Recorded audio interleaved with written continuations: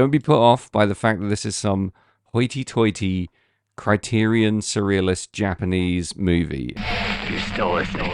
This is our final transmission.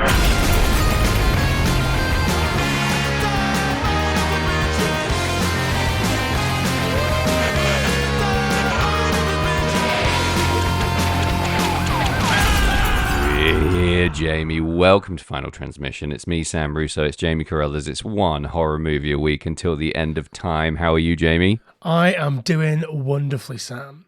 How are you doing? Couldn't be better. Guess where we're going today? In the words of Street Fighter, Japan. Yeah, in the words of... I can't think of anything funny. Which is funny in and of itself. Yeah, Your brain is done already, and we haven't even started yet. Yeah, I mean, it's because I watched this movie, and it does things to people's brains. And I, Sam, I'm a person. How many times have you seen this film? 5. You've counted. Well, yeah, I reckon. Okay. What is this film? This film, this week, this episode of this podcast, we're talking about the 1977 Japanese horror, surrealism, classic House, or Hausu, if you're Japanese, or you want to say Which one are you going to go with? I'm going to say House. Yeah? Yeah.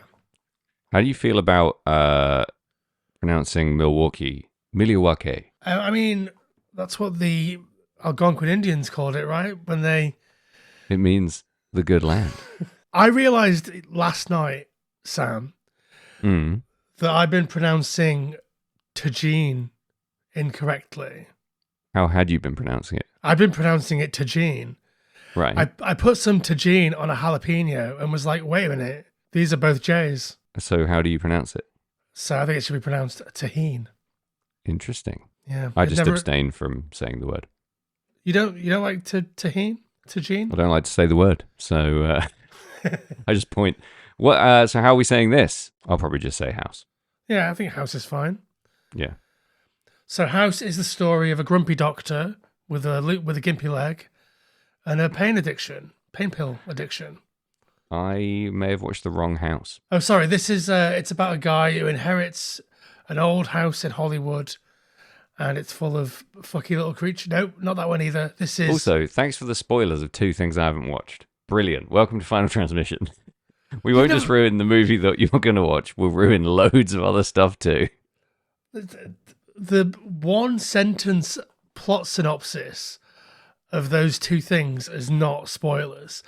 You might be the only person in the world that doesn't know that Dr. House MD is about a grumpy doctor with a gimpy leg and a pain pill addiction. You haven't seen it. Well, if you haven't seen House at this point, the I'm probably TV not show, gonna. you're probably never going to watch it. Yeah, it's true. Probably not going to go there. Good thing we're not talking about that today. We're talking about Hausu. Yeah. We were going to cover the other House, the 80s American horror movie House. But I rewatched it. It's fucking shit, isn't it? it is fucking rubbish. So little good things to say about that movie. Roughest of rough hangs. Sorry, it sucks. Yeah, I'll do a quick review here just for now. Performance is terrible. Score unlistenable. Looks like it was filmed on toilet paper. Special effects are great. That's it. The cover, 10 out of 10. Everything else, hissy willies. But we're not talking about that. We're talking about House, aka Housey, from 1977, which is interestingly, Sam, the same year that Suspiria and also Eraserhead came out. How do you feel about that? Great year for bullshit, I guess. Yeah, year of our Lord 1977, when lots of people were just allowed to do whatever they wanted. It's true. I think this film is a perfect sort of meeting of those 2 things. Eraserhead and Suspiria. Yeah. Suspiria Head. Do you like Eraserhead? Yeah, I do. Yeah, you don't seem sure. No, I think I was pretty fucking emphatic there, Sam. When are they going to make a serious high-budget Hollywood remake of Eraserhead? That's what I want to know. Matthew McConaughey stars in Eraserhead. Well, if they did make a big budget Hollywood remake of Eraserhead, it wouldn't have the trailer man. Oh, yeah. he's dead, and Loads of them are also dead, yeah, including it the would star. it would have a slow down like dramatic cover of I don't some bullshit song, right? Yeah, definitely. Something from 1977. What a fucking year. So what brought you here, Jamie? What brought you to this house?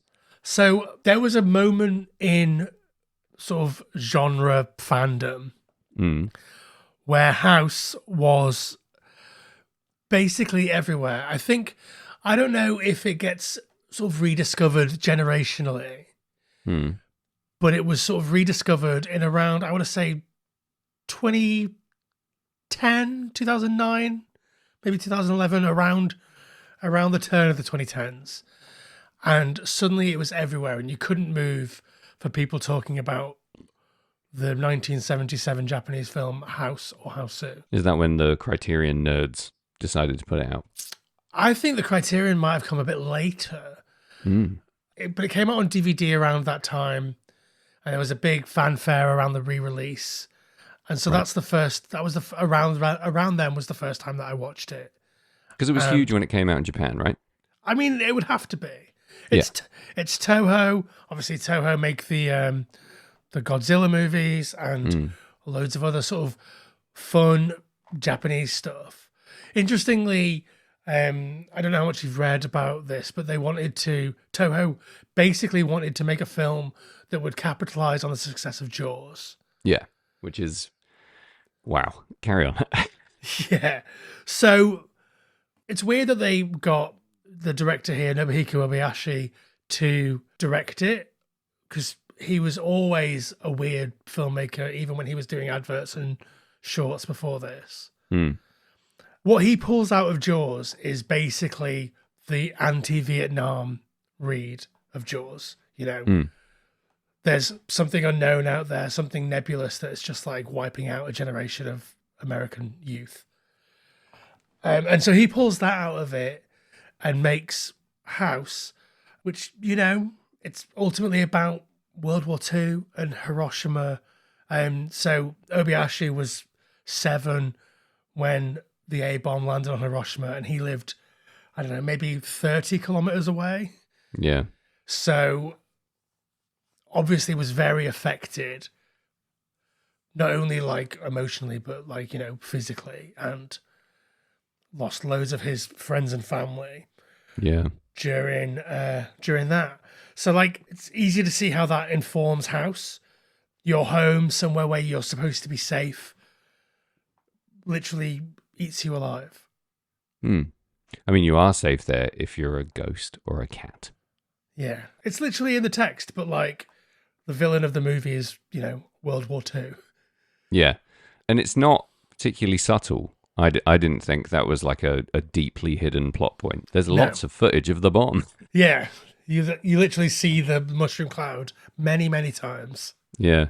Did you know the nicknames for the 2 atomic bombs dropped on Hiroshima and Nagasaki? Do you know what they were? Were they Fat Man and Little Boy? Yeah. That seems awfully frivolous for a nuclear weapon.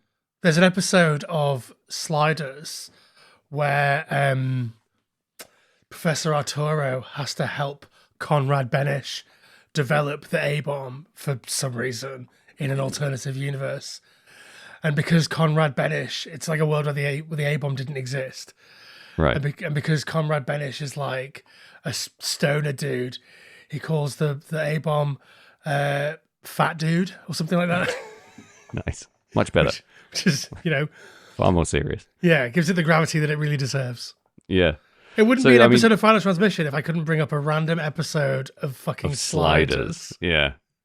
Yeah. I'd like to do a whole compilation of just you referencing Sliders. I love Sliders. There you go. That's what it's called. All Sliders, all night. The TV show and the Small Burgers. Okay. Double up. Do a Yeah. night of Sliders with Sliders. Yeah. While wearing Sliders. Holy shit. Yeah. And play my little. Slidey whistle. Yeah. So what's the plot of House? I told you, it's about a grumpy diagnostician with an addiction to pain pills I think it's about a group of teenage Japanese schoolgirls who go on vacation to one of the auntie's houses, and spoiler alert, the house eats them and is made of ghosts. I mean, that's the plot of House. And also Hiroshima. Yeah. That's all you need to know. I think people overestimate the complexity of this movie. I think that's it. Be aware that Hiroshima happened and know how haunted house stories work. And you're fine. Haunted house, Hiroshima, huzzah. You'll be fine. Yeah. I think like it's a lot more linear than people give it credit for. Yeah, it's really not that complicated. Like everything's telegraphed. Like if it's a flashback, it's abundantly clear that it's a flashback. Well, yeah, it looks like newsreel footage. Yeah, it's cleverly done. It's not. I'm going in hard early. I don't think it's as challenging as a lot of people seem to like to tout it as being. I just think it is what it is. I think the challenge is how Getting through it. Wow, there are we showing our cards here, Sammy? No, you've watched it 5 times. You obviously don't find it remotely challenging to get through. No, I think the challenging thing about it is how sort of unsettling it is, and not in a scary way, but in a way that like it upsets the way that you think about film as it like normally is. It throws every single visual trick that was available to them at the time into the movie, and it becomes like this mass of like yeah, it's about Hiroshima, and yeah, it's a ghost story and a ghost house story, but it's also about the medium. It's also about the way that we approach film and the way that we think about films and the way that potentially Japanese films were being westernized in the 70s and, you know, continue to be westernized to this day. There's fucking Quentin Tarantino shows up in Sukiyaki Western Django. So I think that like maybe we should just have a break and come back and get into it properly. Fucking right.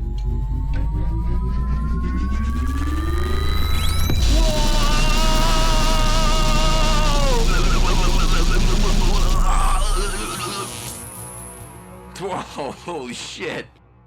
I guess that's why they call it Phantom Power. Oh, we had a break. How was that? It was good, Sam. It was really good. I'm refreshed. I feel zesty and invigorated. Good. Do you feel like going to redscare.net and buying a compilation CD? Sure, I could be persuaded. Look at it that way.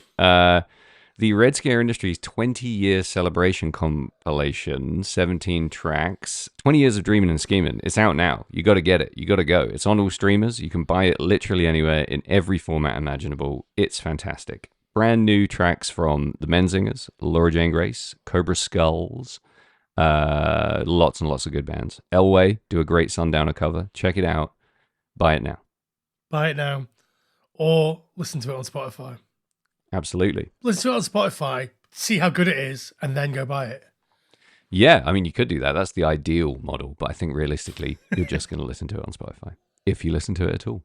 And we thank you for that. And also, Sam and some of the other Red Scare nerds are going to be pootling around the Punk Rock Museum in Las Vegas next week. Yeah, next week. Seattle, Portland, the Punk Rock Museum in Las Vegas, as well as 2 shows at the usual place. Plus, I'll be playing a show in LA. Come see us. Come see Sam. I'll be here at home editing this podcast. Oh, poor Jamie. You should just come. It'll be hilarious. It would be, but then who's going to edit the podcast, Sam? I don't know. Hire some kid on Fiverr. Some kid on Fiverr, literally. Yeah, exactly. So, House. It's a movie about a house. What are you going to say about it, huh? I've got lots to say. I thought you might, because you told me, if you don't mind me revealing a little peek through the window of Jamie Carruthers' process, you'd written 3 pages of notes before you even rewatched the movie for the podcast. Yeah. How can there be that much to write and say about this film? I don't understand. I'm about to find out. I wish I'd never asked. So, obviously, this film's directed by Nobuhiko Obayashi. Was written by Chio Katsura, but also there's a credit on IMDb that isn't on the actual movie. for Nobuhiko Obayashi's daughter, Chigumi Obayashi. Oh, it was on my movie. Oh, interesting.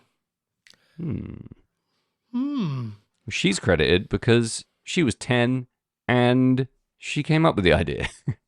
I don't think she came up with the idea. I think, from what I understand from interviews and stuff that I've seen, is that basically Obayashi wanted to get across the idea of what it's like to be scared when you're a child, and the idea that like what it's like to be scared before you have the internal logic to rationalize what's scaring you. Right. So like I know when I was a kid, you'd hear a noise and I wouldn't think, oh, that's just the pipes. I'd think, oh, there's a monster in the walls that's trying to eat me. Yeah. So like that I think that's what we're going for here. And I think that's what captures, I think it does it really well, and it captures like that sort of fleeting teenage, sub-teenage like approach to the world in a way that like no film ever has. Not even Goonies. No. I don't like Goonies, Sam. You know this. I'm acutely aware that you don't like Goonies. What would you say if I said this is Japanese Goonies? I would say I wish that the kids in the Goonies got picked off one by one like the kids in this movie. Mac is Chunk. There's no denying. Gorgeous is Mouth. Why would Gorgeous be Mouth? Mouth is Mouth because he's... Surely Gorgeous is Mikey, if anything. What, because main character? Yeah, I guess. But yeah, I think like capturing the absurdity of like fear and sort of crystallizing it at the point before you can, you know, figure out why the thing is scaring you is a really interesting thing to explore. Is it true that she came up with some of the specific visuals, like the idea of the mirror eating you as a person and, you know, the severed head coming out the well? Because I read that she'd said those are things that would scare her, and he used those as, you know, at least inspiration, if not actual things happening in the movie. Yeah, no, I could absolutely believe that. I think like some of them are a little bit too on the nose, like being killed by the grandfather clock, by being trapped inside of time, and you know, as your friends are all disappearing and you're forced to reconcile the fact that you're leaving school, and you know, all of that stuff feels a bit on the nose for a fear of a 10-year-old girl. Does that have? That sounds like a lot. Someone dies in a Wow, okay. Yeah, someone gets trapped inside a grandfather clock and they melt away. Oh, I see. Okay. It's definitely a movie that you can't really get everything from by watching it once. No. That's why I recommend watching it 5 times. I am going to go polar opposite. No one needs to know this much about a film. We'll do that Jamie will do that for you, and I'll also be here. So you love this movie. I'm thinking I'm going to get way ahead of myself. You're going to give this full marks. I'm going to give it high marks. You don't have to confirm or deny. I'm going to give it high marks. The absolute best bit is when that bird flies across the screen. That is by far the best bit. I think there are a million best bits. That's not how best bits work. I love Chunk's severed head. Not Chunk. What's her name? Mac's severed head flying. Flying around. I love like the, you know, not practical in the sense that we would talk about normal practical effects, but like the way that they use green screen to basically sever limbs is just so much fun.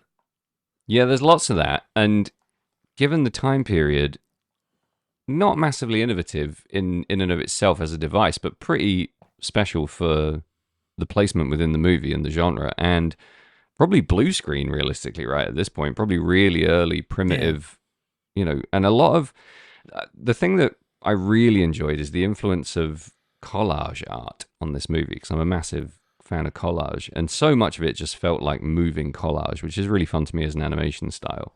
Tons of really beautiful animation work in the movie, and bags of like overlaid still images and still images made into moving images.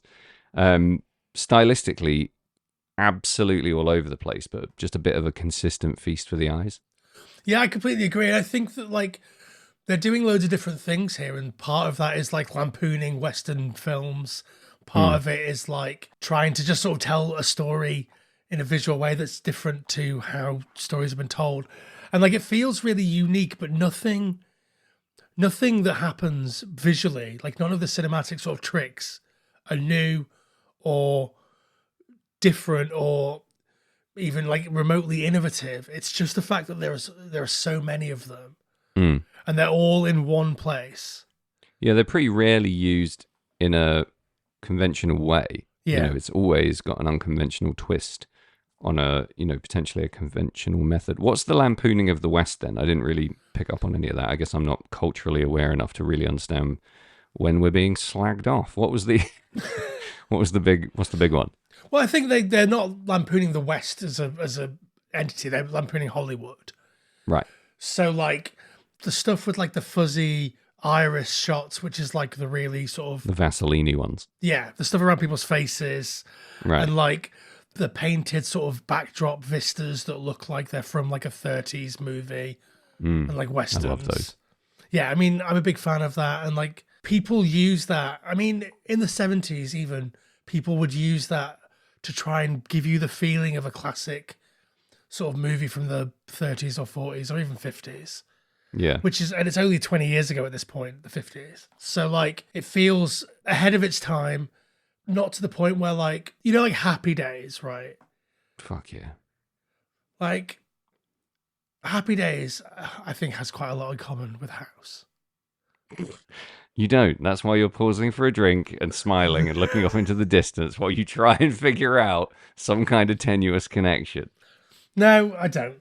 But whatever. I think do you know what? If those backdrops are but a simple lampoon of Hollywood, they fucked up because they're amazing. They're really, really beautifully made backdrops. Surely they should be shitty if they're going to be. No, I guess they can be. They're just really well made. They're gorgeous. The sunset scene in particular, where the severed head bites the girl on the ass, is beautiful, and it changes. It's really, really good. Yeah, I think we talked about the way that people would use these mats, these backdrops, and like have different layers and like move the light through them in interesting ways. Like maybe we talked about that in a really early episode. Maybe it was Wolfen. I can't remember. But It's a total art form. It's straight amazing. off the stage. It's refined for cinema, and it dies at a certain point. Especially in Western cinema, it has a bit of a hard death as the technology evolves, obviously. But it's amazing use of it in this movie, and it really draws your eye. It's not. It almost isn't secondary scenery. It's really interesting how much of a part it plays in the atmosphere of the scenes that it's used in. And I think it's fantastic. I really liked it. I wanted to go through, so I made a list basically of everything that I saw that was a cinematic trick or trope that we don't see outside of this film an awful lot. But every single one of them existed outside of this film, but we don't see them. They never made it into like common lexicon. Like, I think this film feels really modern. House to me feels like, particularly because it's Japanese and the canon of quote unquote weird Japanese cinema starts long before House, but like House is instrumental in some of the weirder stuff that comes out later. I think it's really, really influential on, say, the stuff of Takeshi Miike. And if you think about like The Happiness of the Katakuris, for instance, is basically almost a spiritual sequel to House. Okay. And I would recommend that movie to anyone who hasn't seen it. But so I made this list, right, of basically everything that I spotted, and I'm just going to go through it, but it is a page long. So this is Trick or Trope with Jamie Carruthers. Halloween comes early to the Final Transmission podcast. So one, split frames, where one side of the frame is frozen and the other side has motion, but it's meant to look like one shot. Love it. Love it. Picture in picture. And especially when they join up, love that. That happens in the sort of classroom scene. The sort of the quick wipes where they bridge the gap between characters who are all sat in a line to show that emotionally they're much closer than even they are physically. Mm-hmm. Like it doesn't matter how far away they're sat. Their friendship bridges that physical space. Really like that. The Iris stuff that we talked about, the stop motion bum bucket, the Yellow Submarine animation, like the Yellow Submarine style animation, which you only really see when people are trying to specifically evoke the tone and the mood of Yellow Submarine. If you think about, like, I don't know, Dewey Cox or whatever Tenacious D video it was or whatever. But like, this isn't trying to do that. It's not trying to put you in a, oh, it's so trippy mindset. It's just that it wants to make you feel like the main cast of girls are traveling to a place that's meant to make you feel uneasy and off kilter. And Which is a good use of it, definitely. Yeah. The film reel stuff that we talked about to denote the old story or to denote a story about the Second World War. Mm-hmm. Animated blood, love that. But it's really sort of silly, but in a fun way. I would prefer if we went back to Midnight Meat Train and they replaced all the CG blood with literally animated blood. That would be better. Agreed. Characters breaking the fourth wall. Naked teenage girls. Yeah, naked teenage girls. Characters singing along with the non-diegetic music. Yeah. I love that. Normally in a movie that's played as like a joke, but I think here we're saying something about how the auntie has more knowledge of like the world and what's happening and what's going on in this house, and exists above and beyond it. And I think that's really, really clever. It's doing what musical numbers do, isn't it? It's giving us ideas about what's going on beyond the narrative in song. Yeah, the mirror tricks, the film within a film, love that. In the film within a film, notice that the end is written in English. So again, we're sort of playing with the idea that like these people are consuming Western films or Hollywood films, and so that sort of informs the way that they imagine. They imagine in Hollywood rather than in yokai Reality. Japan. Yeah, reality. Slicing out frames to make it jerky and weird. I don't know why we don't do that anymore. I love it. It's such a great way to make you feel like you're having it just makes it difficult to watch, but in a way where you can't look away. Yeah, because if you blink or your attention lapses for a second, you could be in a completely different place with no idea how you got there. It's a clever device to keep you hooked. And then the last one I wrote is repeated crash zooms. I feel like we get a crash zoom every now and then in a movie, but you never get 30 in a row. And I think that's exactly a crime. Right. And for fucking no reason and on something weird. Yeah, great. 100% all in. So yeah, you take that entire list of devices and you're like, oh yeah, this is the Wikipedia page of all things you could do with a film up to 1977. And then you bang them all into 1 hour and a half movie about a haunted house. And you've got House. And it still makes sense. It still follows, like we say, a fairly linear narrative. Yeah. The characters are, for the most part, characters. Wonderfully named. Who's your favorite character? I've been dying to know this. Kung Fu. Same. Jackpot. I repeat the line, "You're so cool, Kung Fu," out loud to nobody, because nobody will watch Kung Fu movies with me. Every time I watch a Kung Fu movie, "You're so cool, Kung Fu." I love Kung Fu movies. Should we start a sister podcast? Kung Fu movies. Yeah. When I was a kid, we used to have a game in my house. Funal Kung's Mission. That's it. Pretty good. We had a game when I was a kid called Jackie Chan, and it's when you would just do like... Oh no! Full on spit take. You can't shout Jackie Chan at me when I've just took a sip of water. Why not? Oh, clean up on aisle Jamie. Woof. What would happen in Jackie Chan? We would just beat the shit out of each other, Kung Fu style, and then scream Jackie Chan over our enemies' corpses. Yeah, fair. It's a game of sorts. So yeah, that's House in a nutshell. The obvious, like, I feel like the obvious thing to say is this movie is best enjoyed with just absolute and total acceptance of everything that's happening in front of you. Because I can picture people watching this going, "What? What is that? Why is that happening?" I think if you can just fucking chill and just enjoy the buffet of madness that unveils as the movie progresses, you're fine. You're having a good time. Yeah, I think the what is this? That is the intended reaction by the director. But I think like he wants you to ask yourself what's happening in order to understand a larger truth. Yeah, I don't know if I actually know how to watch movies like this, so I just let them happen in front of me, and that's how they happen.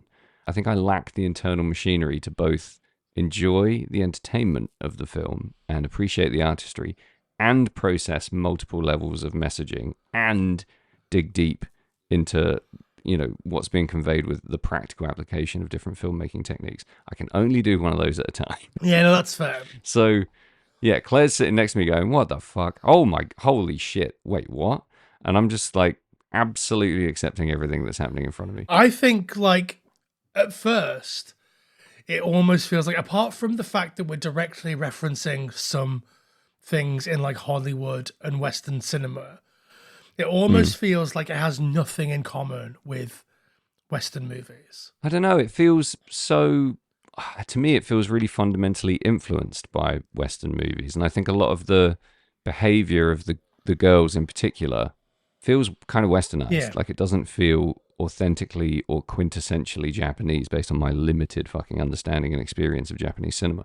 There's a thick Hollywood brush painted over a lot of their affectations and a lot of the things they're saying and doing. And I know that the whole idea is that this is like a post-war generation's response to war-like scenarios. That's supposed to be part of it, right? These kids never experienced war, so they're extra pristine, maybe like over-the-top, childlike, untouched by the horrors of everything that the older generation went through. So their responses are a little bit more twee, I guess. But I think that's sort of ladled on with a big old slopping of Hollywood soup. You can't extract Hollywood from this movie. But what I mean is this movie is weird in a way that only a Japanese movie can be. Can be or can get away with. Yeah, maybe can get away with is the right phrase there. It's like, to me, it feels like it's not just sort of culturally foreign because there's so much in it that we recognize. It's that it's basically completely alien as a film. Think about like the Greys, right? Like they have two legs, they have two eyes, they have two arms. They look like a person, sort of. But you would never look at never look at a Grey and think, okay, yeah, that's a human man. But you would never look at this film and think, oh yeah, that's a normal film. Yeah. I think there's something wrong with me. Like my threshold for weirdness has just been completely. It's like when I think my approach to movies is how pretentious people talk about life after acid. I think I'm not surprised by anything. Do you know what I mean? Oh, the walls are melting. Yeah, that's fine. That's normal. I think, yeah, what's interesting to me is, so the first time I watched Inland Empire, yeah, my mind was absolutely exploded and scattered across the universe. And I was shouting like, what the fuck is happening? Who is that? Why? I was completely lost and did not know how to experience the movie. Tell me more about the family of mice. That's what I want to know. Right? That's what I was freaking out about. But when I watched this, it feels linear. It feels narrative. I feel like I understand the themes. I relate to the characters. Nothing is so jarring that I'm completely blown out of my frame of reference. And I know I watched Inland Empire when I was like 20, and I'm now 39 watching this. But there was nothing. The reason I was so, I guess, I wasn't underwhelmed, but I had a different experience to what I thought I was going to have, is that everything I read was like this crazy, insane masterpiece of surrealist nonsense and magic. And I just thought it was a pretty solid expression of all the really obvious themes. It's just a really well executed visual expression of all of that, and I didn't feel alienated by the process of watching it, I guess. Yeah, I don't think that this is like, I don't know, if we're gonna call this an art film, right, then it's Guernica. You know what I mean? Like you could look at Guernica and instantly, despite the fact that it's like horses and shit, instantly that it's about war and it's about horrible shit and it's kind of cartoony and it's almost fun to look at, but then like it makes you feel kind of weird and challenged. Yeah. And that's what House is. It's not, loads of fucking melty bendy clocks. It's like, kind of is loads of melty bendy clocks. I think it's more Guernica than it is melty bendy clocks. Have you seen the movie Melty Bendy Clocks? I haven't seen the movie Melty Bendy Clocks. It's a fucking classic surrealist, bro. I'm not, again, like, I'm not an aficionado of surrealist cinema. I don't, I'm not going to fucking even pretend that I could rattle off 5 surrealist masterpieces. But I know when I'm watching something on what level it's resonating with me. And this was resonating on a level of not just surrealism. It was resonating on a level of narrative, Yeah. exploration of visuals, and really compelling storytelling that was so clever because it used so little exposition, and the dialogue is really shrewdly used. There's not really any wasted dialogue. There's not really any superfluous dialogue. You know exactly what's happening at all times, I think, through this pretty wonderful artistic melding of really interesting visuals and clever characterization. And I didn't think I was going to get that from the movie, that's for sure. Yeah, I think that's fair. I think the one thing is that, like, when people start disappearing initially, and like even though we see, Max floating head vomiting blood for a bit, like, we still don't know, because it's fantasy that is relaying this to the other characters, whether we're in like unreliable narrator territory or whether it's like something that's actually happening. And Yeah. I mean, that's cool and that's interesting. I feel like all the girls are archetypes or even elements of like one larger character. And like, I don't know if you could find a read where it's like, all the parts of yourself that you have to give up or leave behind as you make your way from adolescence into adulthood. Like, I don't know if that's in there as well as all the other stuff, but like, I think that's a totally valid read. For me, there's just this pretty tried and tested device that you don't really consciously hear or read too much about, whereby any kind of ensemble cast of young people or kids or anyone of a younger age group are usually characterized by one main trait. Mouth is the gobby one. Whatever. In this, Mac is the one that eats. Gorgeous. They're all kind of defined by their names, which really telegraphs it. Yeah. But for me, it's more about them being a vehicle for the audience to relate to all of the facets of their own personality, their own being. The idea is that you see a piece of yourself in each of the characters, therefore you invest in all of them, and some of them are more attractive to you than others. And I don't know, that seems like, again, a very Hollywood device. So I don't know if that's... I was operating under the assumption that the 10-year-old kid named all the characters in this movie, but I don't know if that's true. Yeah, I don't know if that's true either. But again, that feels like a thing that could be a bit on the nose if we're dealing with, these sort of archetype characters, or these sort of one issue characters that you can hang your hat on because you can recognize that part of yourself. Yeah. It just seems a bit maybe beyond a 10-year-old girl. Even the world's most precocious 10-year-old girl to be that aware of, the sort of approach to characterizations in film. But then her dad is a surrealist director, so who fucking knows? Yeah. Either way, I think there's so much to be said for the experience of watching this movie, rather than, all the minutiae of how it's made. It is just something that happens to you, and you're either in or you're out. I don't think there's many fence sitters on this. That being said, maybe I'm a fence sitter because I just think it's quite good. I don't think it's phenomenal or complete shite. I just quite enjoy it as a good piece of entertainment. I think, like, when we talked about Suspiria, no spoilers for Suspiria here, but like, if you've seen it, go listen to that episode. But when we talk about like the idea that Dario Argento is parlaying the fear that he had of his teacher when he was at school and trying to put that into a movie, that doesn't feel true to me. The way that he talks about that doesn't feel like we say this in the episode when we talked about it, but I don't believe that like that's a long-standing fear that you have. Like, your teacher, if they don't, eat you within the first week, they're probably not going to eat you. Ooh, I don't know about that. Let me put it in terms that maybe you can relate to, Sam. Think about the South Bend Shovel Slayer, or whatever it's called, right?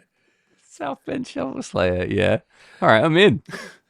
Like, he's scary because you only see him and you've heard the story about him and you only see him from a distance.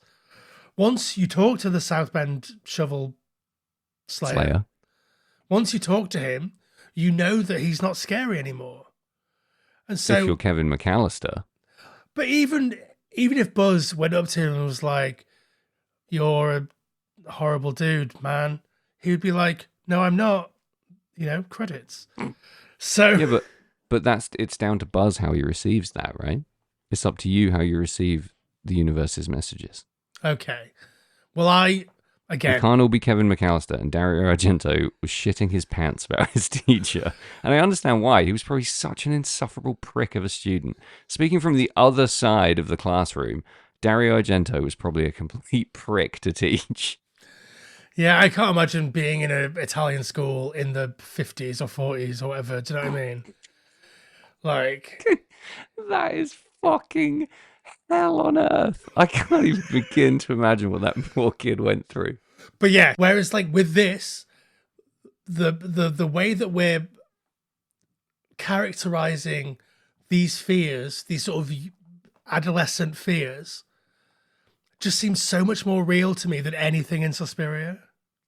Well, that's really interesting because one of my main thoughts I had when I was watching this, and maybe this is a bit cynical, but I have a really strong feeling that almost any attempt to dramatize those really intense, vivid, and fundamentally immature feelings of fear that are focused on specific objects or things that are happening around you as a child is ultimately flawed because it's so dependent on the execution, and you're working with memory, which is so ethereal and so fragile. So I think it's noble to try, and I think it's an important thing to attempt if it's part of your cinematic oeuvre.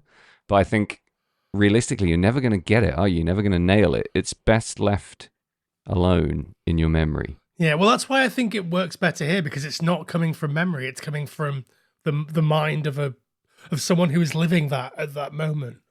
Yeah, but it's translated through the lens of a much older man. Well, yeah, of and course. that is always going to lack something, I think. But it is interesting. Like I almost conversely to you, I believe Dario Argento, but I think the execution is poor.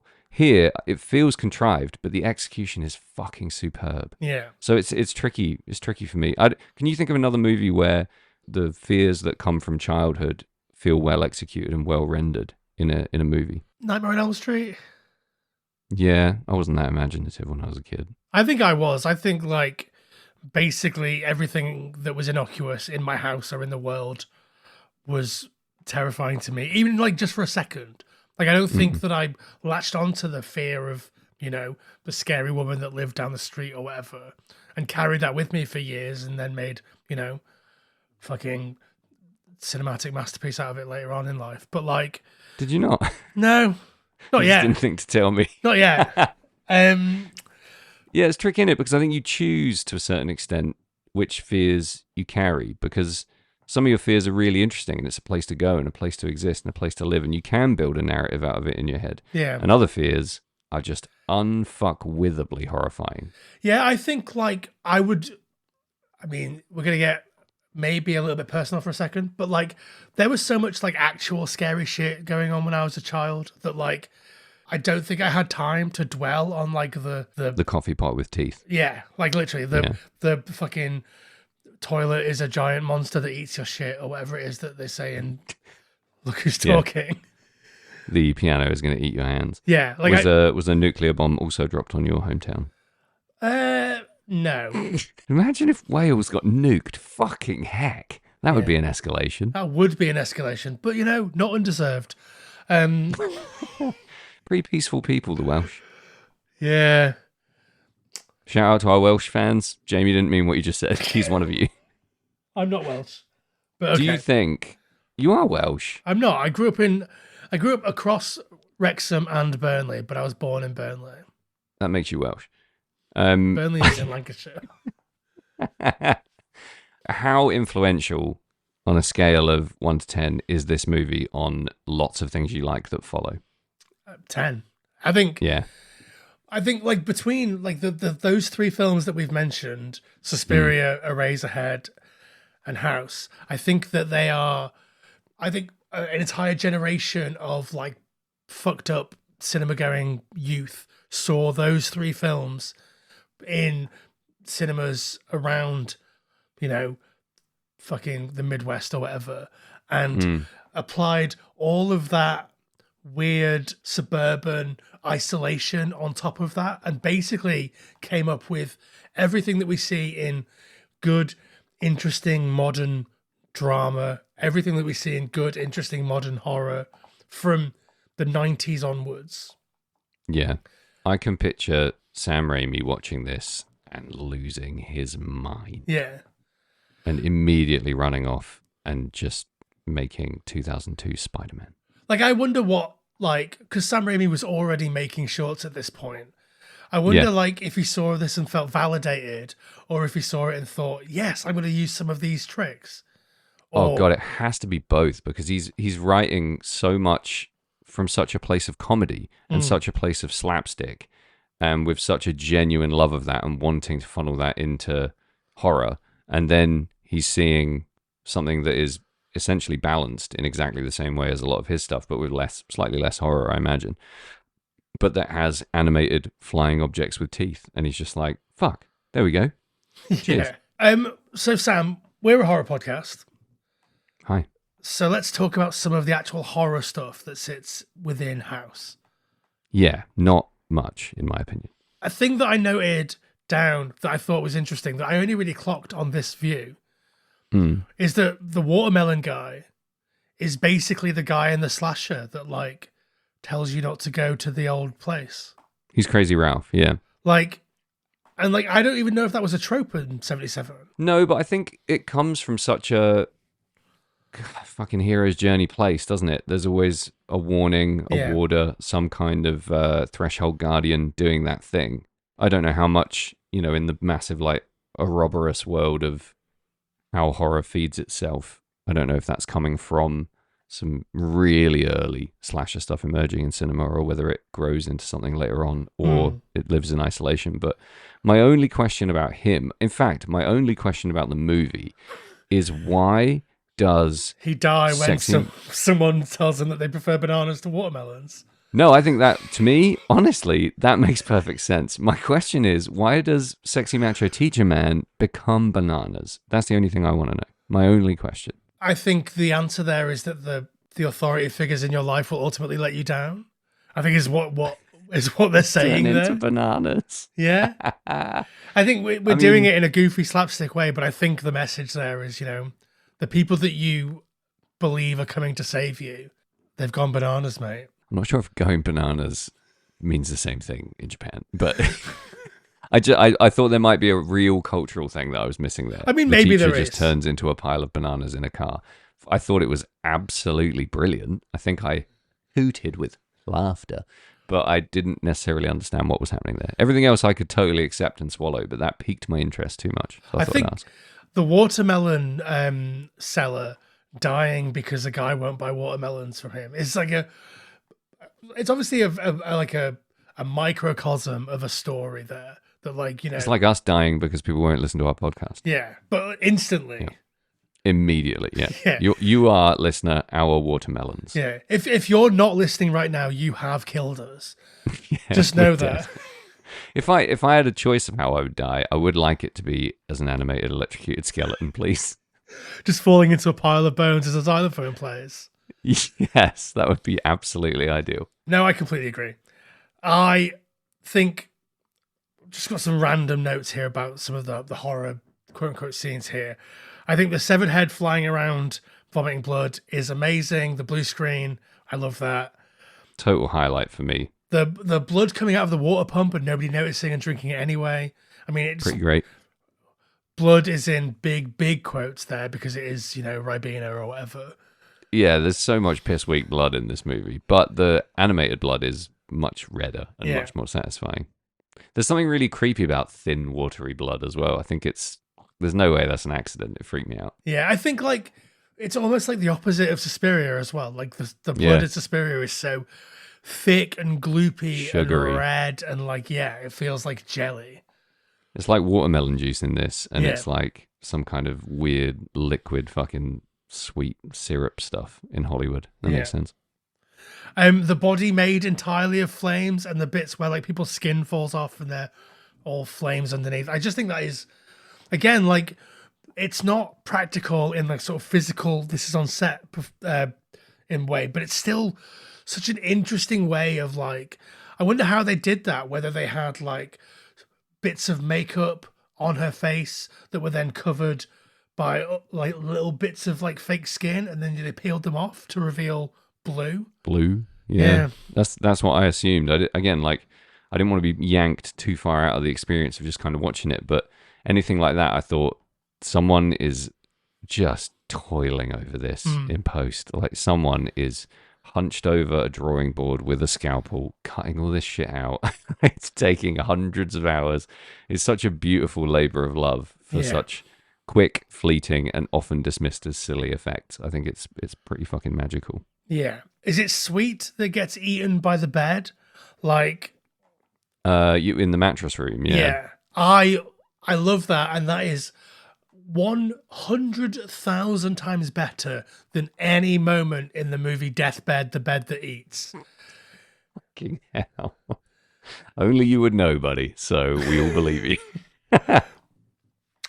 I think, like, obviously the piano scene with Melody getting her hands and ultimately her entire body eaten and regurgitated by a piano to the point where she's just broken down to the only thing that was important about her, which was her fingers and still playing piano. Like, I think obviously we're saying something there about, like, you know, what we perceive as the value of a person or whatever. But like, I think there's a moment in the piano's eating her scene where it does nudge its way into, oh, this is actually quite scary territory before it goes completely silly with the fucking skeleton jiggling around in the background and all of that fun skeleton stuff. does some heavy lifting when it comes to undermining the horror of this movie. I mean, I love that skeleton. Me too, but fuck me, buddy. Yeah. I mean, again, that has to be part of it, right? Nobody Yeah. making this film is like, this will be scary. No, it's the opposite. It's there to undermine. It's fucking funhouse nonsense. Yeah. But like I say, I do think that we do drift into almost terrifying territory in that scene and then quickly find our way out of it because it becomes incredibly silly. Whether it's the blue screen, fingers and limbs missing, whether it's the skeleton dancing around in the background, whether it's the fact that we remember that it's a piano eating a person, whether it's the fact that a cat gets thrown on to the set from off screen and looks fucking furious about it. Yeah. There's almost, I'd say there's maybe 2 seconds in that are pure horror. Yeah. There's a beautiful almost still frame where the piano looks really ominous. Her legs are sticking out. There's blood sprayed all over the wall. And it's just a tableau of really horrific visuals. But then, like you say, cut to skeleton man, and you know, you're back in silly goose fun time. Yeah. And that again is part of, you mentioned at the top, lots of unsettling elements in this movie kind of combining to put you in a place where you feel off balance and sort of, you know, beset by these mad visuals. And I think that's crucial to the experience, is that you just go with it. Like, the music is always totally inappropriate. A lot of the sound effects are completely out of time. Yeah. A lot of the dialogue is non sequitur with what's happening in the moment, and all of that adds to that feeling of you know, one-legged dizziness, which is really fun. I mean, you mentioned the music there. I think the music is, I mean, in that scene and maybe in a scene later, it's just the Jaws theme, but really fast and loud. Kinda, yeah. And but there's so much messy music. It's hard for me to pull all the different things apart. But I love that piano melody because it's so lovely and like comforting, but it can become incredibly sinister with basically no effort. It's such clever like score writing. Yeah, it's very cool. I don't like there's a band that like basically made a bunch of the music for this called Go Diego, and they're like a Japanese pop band that tried to make American style pop music. Right. So all like the weirdly Beatles-esque. Yeah, all the sort of weirdly pop music that sounds kind of Western but not really. That's all Western filtered through a Japanese lens, which again, I mean, is what we talked about about this film, is how it's sucked in all of these sort of Hollywood references and spat out the weirdest fucking film that's ever been this linear. Mm. I think this is about as weird as you could get while making a film that has an actual plot structure. Yeah, true. Yeah. And again, a plot structure that's driven by genuine human motivation, needs, and has, the narrative thrust comes from what the characters are going through. It's not contrived or chucked on it by the unseen hands of the surrealist puppeteer that's making everything happen in the movie. Yeah, like think about you mentioned Inland Empire. My Lynch reference would be Mulholland Drive, or even like Lost Highway has a nugget of like narrative through line. There are characters that exist throughout it. Beyond me, but yeah. But like Mulholland Drive, that I've read so much about quote unquote what happens in that movie, and I still can't tell you what is happening. I understand some of what it's trying to say. I understand some of what I meant to feel, but I couldn't tell you. Like Lost Highway, I can dig that, Jeff Daniels, the jazz trumpeter, wakes up one morning and he's fucking Balthazar Getty and he's a mechanic. Like, whatever. Like, I can get down with that. You're already miles ahead just by saying a character's name and a thing they do. You're ahead. House is as weird as you can get without going completely off the rails. That's a pretty great way to look at it, yeah. And it's about as weird as you can get in the spirit of fun without drifting into, just not enjoyable pretentiousness. There's obviously a message here. It's really meaningful to the person making it, but you can watch this without that and you just enjoy the pretty colors, or you can find that happy medium where you're enjoying the art and the artistry, but also the fun that it creates. Like you said, it's not subtle about its central thesis.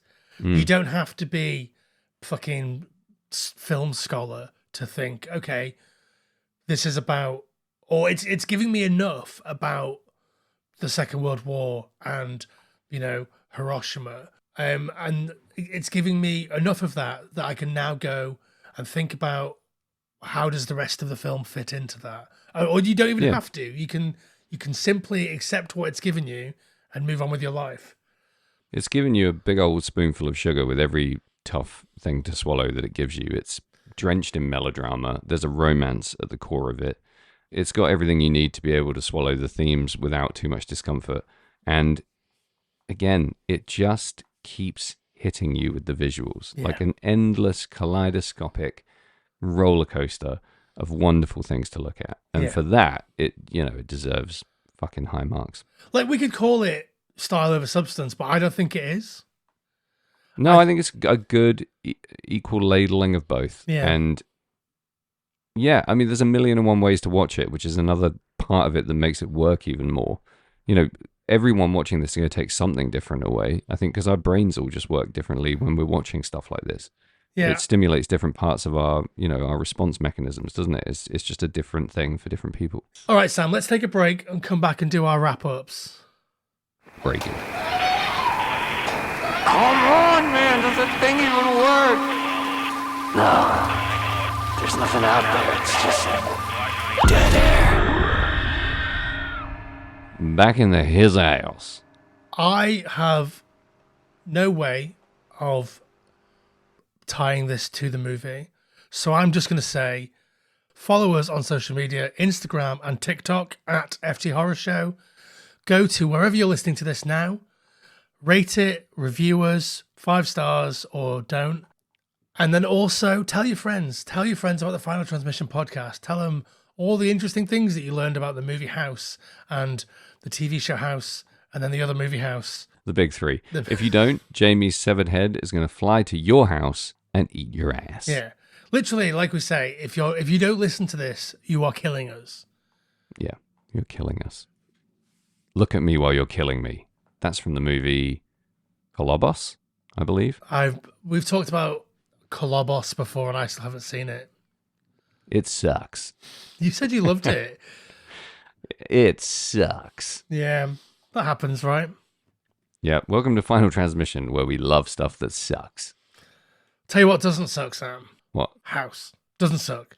I mean, we've talked about the way that it approaches surrealism. I think what the director, Nobuhiko Obayashi, is quoted as saying is that he wanted to like buck the trend of like realism in cinema.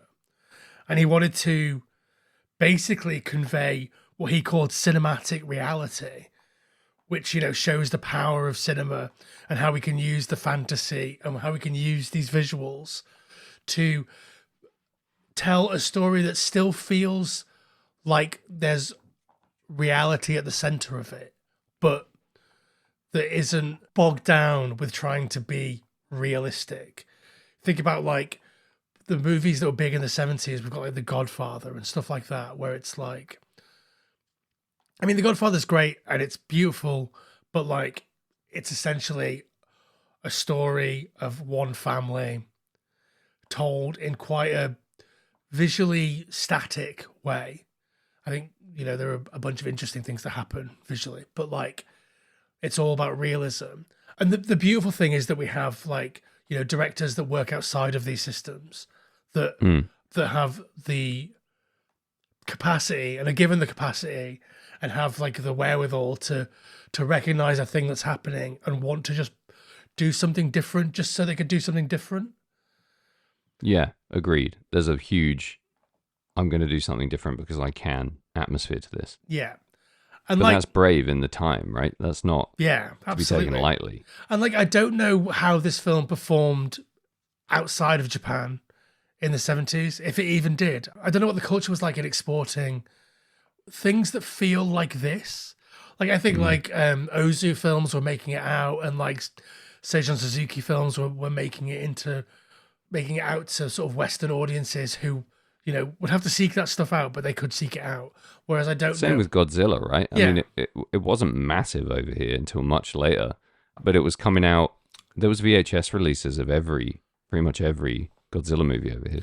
Godzilla did get a cinema release in the UK and in America, but they re-edited it and basically cut out all the human stuff and replaced it with white people speaking English. They Power Rangers it. Yeah, so we never really got Godzilla properly until much Yeah. later. But like, I think the way that I say we, I wasn't alive, you weren't alive, but like we in the West received this like Japanese thing. I bet that opened a lot of people's eyes to like the idea that like Hollywood and Pinewood aren't the only two places making movies. And Yeah, for sure. We're so sheltered from all of that. yeah, Growing up with the media that we're fed and the way that the vehicles through which we access movies, so limited to, the little sphere in which we live. And something like this just fucking kicks down the door and throws a whole ton of exciting stuff at you. obviously we came of age at a time of DVDs, and there were, boutique DVD labels that, I mean, we still get them now, and lots of them have been around for a long time, like Arrow and stuff. But like Tartan Asia Extreme VHSs Yeah. are like, without like that, the guy in Affleck's Palace that would sell me bootleg Japanese movies under the table, and the TV show that I talked about before, Out There, which would show scenes from like Lady Snowblood and stuff like that. Like, without those three things, I don't even know if we would be having this conversation now. Like, It just wouldn't have been physically possible to have those experiences, would Yeah. it? I mean, you sought those out. Not everyone did/does. There's a lot to be said for exposure levels when it comes to movies like this. And if you're lucky enough to see them young, great. If you have to wait till you're 39, also fine. it's hard to say whether movies like Battle Royale would have still broken through if not for like all the films that crept their way through the cracks and broke through the barriers that are trying to stop non-Hollywood or like whatever movies from coming through. Like, it's hard, Yeah. it's impossible to know whether that still would have been the cultural force that it was, and whether we would all be watching Old Boy or even some of the niche stuff that came out around then, like Save the Green Planet and Itchy the Killer and like stuff like that. That is all of these things, much like House, feel like they are massively Western influenced, but they don't feel like they're pandering to a Western audience. And I think that's what's interesting here and also there. And I think obviously, like I mentioned before, I think House is massively influential on all of those things. Yeah. Culturally, I don't think the average English person in the 70s is ready for House. I don't think they're going to appreciate it without a little bit of context. And that context comes from other movies and exposure to culture and seeking and enjoying it. Can you imagine like Ma and Pa Featherworth, where he's got his fucking handkerchief tied up on his head, she's got her fucking bloomers on. Can you imagine them sitting down after Coronation Street and being like, let's watch House? They would literally shit their pants and die. Like, yeah, the total lack of entertainment frame of reference would be fucking mind-blowing. We're lucky. I'll totally speak for myself. I saw Twin Peaks before I saw House, and it readied me. Yeah. I've seen Twin Peaks. I just haven't seen The Return. But you'd seen House way before you'd seen Twin Peaks. I don't think that's... No, I don't think so. I think I'd seen Twin Peaks first. I saw Twin Peaks, I want to say, early 2000s, like late 90s. So like after it aired, but before it was like on DVD. Yeah. I mean, I just think Twin Peaks is House for Americans. It just kind of is. And I remember seeing some Twin Peaks when it was on TV. My mum and my auntie used to watch it together, and just having a very similar experience to the first time I saw Inland Empire. I just wasn't ready for the surrealism, and it was kind of blowing my mind a bit. And this is just a much more rounded, more positive experience because my brain has matured a little bit. Yeah, I think with Twin Peaks, I think that's quite astute because like it is, fairly linear in the storytelling. Mm-hmm. But loads of it makes no sense. Yeah, we're using surreality to like punctuate things rather than like to fill in gaps or anything. It's like you're not supposed to understand this bit, so that's why we're talking backwards and we're in a little red room. Like, yeah, and even just the actual real life actions of the teenage characters feel akin to some of the behavior in House.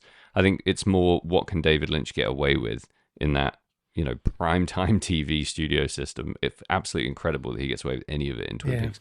But there's more of an element of that, I think. But it's stealing oodles from House, if I dare say so, because it's melodrama mixed with horror, with absolutely batshit visuals and some completely unexplainable nonsense. Yeah. So and all the two are weird sisters. And all powered by grief.